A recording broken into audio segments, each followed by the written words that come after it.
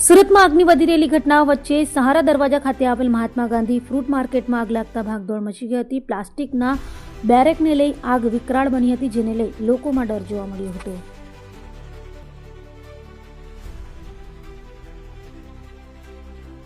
સુરતમાં ફરી ભીષણ આગની ઘટના બની હતી। સુરતના સહારા દરવાજા પાસે એપીએમસી માર્કેટ નજીક આવેલા મહાત્મા ગાંધી ફ્રૂટ માર્કેટમાં આગ લાગી હતી। તો આગ વિકરાળ હોવાથી દૂર દૂર સુધી ધુમાડા દેખાયા હતા, જેને લઈ 5 ફાયરની ગાડી ઘટના સ્થળે પહોંચી હતી અને આગ પર પાણીનો મારો કર્યો હતો।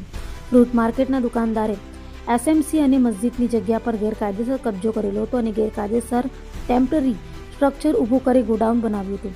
ત્યાં જ આગ લાગી હતી। જો કે આગમાં કોઈ જાનહાનિ કે ઇજાગ્રસ્ત ન થતાં લોકોએ રાહતનો શ્વાસ લીધો હતો, પરંતુ આગમાં ભારે નુકસાન થયું હતું।